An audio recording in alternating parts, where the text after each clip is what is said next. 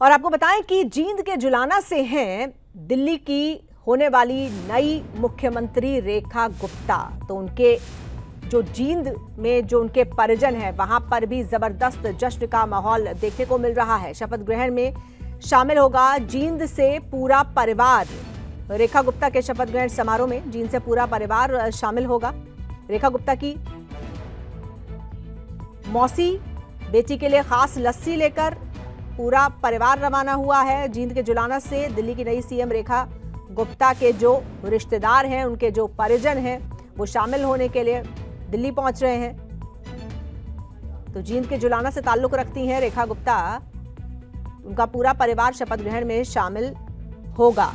रेखा गुप्ता की मौसी का परिवार भी रवाना हुआ है दिल्ली आने के लिए और खास लस्सी जो है वो लेकर जींद से उनके परिजन पहुंचेंगे, क्योंकि हरियाणा से ताल्लुक है और हरियाणा में दूध दही का खाना काफी ज्यादा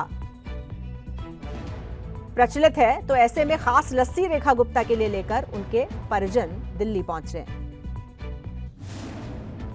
चलेंगे अपने संवाददाता सुनील पवार के पास, जो कि जींद से इस वक्त हमारे साथ जुड़ रहे हैं। सुनील, रेखा गुप्ता दिल्ली की मुख्यमंत्री होने जा रही हैं। दिल्ली में तो खूब जश्न है ही, भारतीय जनता पार्टी में जश्न है, वहीं हरियाणा में भी खासा जश्न है क्योंकि जींद से आती हैं रेखा गुप्ता। थोड़ा सा बताइए उनके परिवार के बारे में। जींद में कौन लोग रहते हैं, परिवार के कौन कौन से सदस्य रहते हैं, और कल से शाम से जब से ये खबर आई है कि रेखा गुप्ता अब दिल्ली की कमान संभालने जा रही हैं, तो किस तरह से भावनाओं का सैलाब उमड़ता हुआ नजर आ रहा है?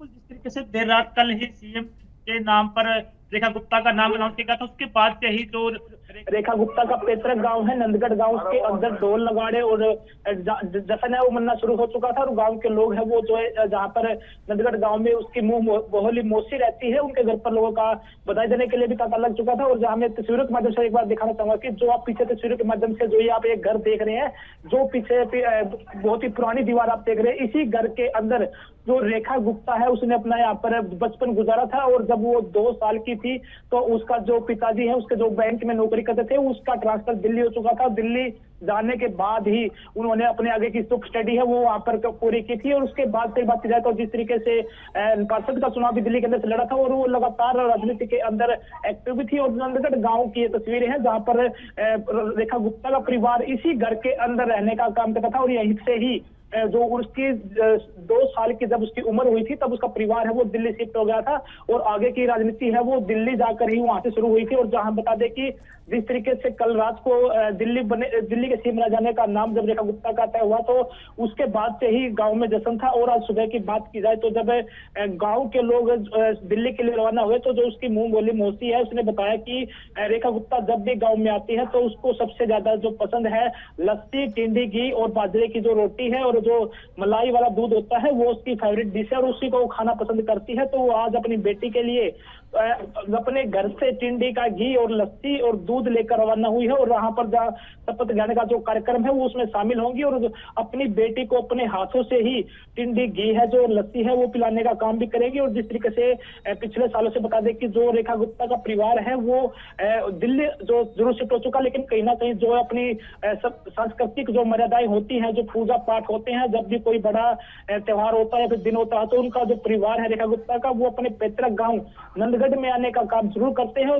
और जो आस पड़ोस के जो परिजन होते हैं, जो मुंह बोली उसकी जो मौसी है, उनसे वो मिलते भी हैं और यहाँ पर अपना जो परिवार और दिनचर्या का चर्चा करते हैं कि कैसे अब यहाँ से भी बात चली है कि हम दिल्ली जाकर अपने गांव में आने के लिए भी उसको इनवाइट करें कि जब भी वो यहाँ पर आएगा तो पूरे जो आस पड़ोस की जितनी भी खापें हैं जो गांव के अंदर आती हैं वो उसका एक भगवा स्वागत करेंगे ढोल नगाड़ों के साथ है, उसको गांव के अंदर लेकर आ जाएगा। और जो भी जितने भी महिलाएं हैं वो सभी से वो मिलने का भी काम करेगी।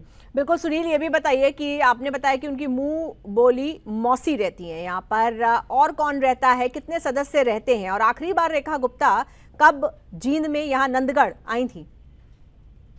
जी बिल्कुल, अगर परिवार के बारे में बता दें तो पिछले 50 सालों से जो उसका परिवार रेखा गुप्ता का वो यहाँ से दिल्ली के शिफ्ट हो चुका था। जब उसकी 2 साल की जो उम्र थी उस समय परिवार यहाँ से चला गया था, लेकिन अब फिलहाल यहाँ पर कोई भी उसका परिवार का जो सदस्य है वो तो नहीं रहता। लेकिन जो उसके घर है रेखा गुप्ता का, उसके अंदर जो परिवार रहता है उन्होंने अपने उसको धर्म की मौसी उसको बनाया हुआ था, और उसी के साथ वो अपनी जो दिल्ली से जब वो आते हैं तो उसी घर के अंदर रुकने का काम भी करते हैं। और यहाँ से बात की जाए तो पिछले 5 महीने पहले जब यहाँ पर एक त्योहार मनाया गया था जो बासुड़े बोला जाता है हरियाणा के अंदर, उसी पर वो पूजा अर्चना के लिए गाँव के अंदर आई थी, और उनके परिवार ने गाँव के अंदर एक मंदिर की भी स्थापना की हुई है जहाँ पर शिव मंदिर का नाम दिया गया है। और उसे यहाँ पर जब परिवार आता है तो उसका परिवार शिव मंदिर में पूजा अर्चना करने का भी काम भी करता है।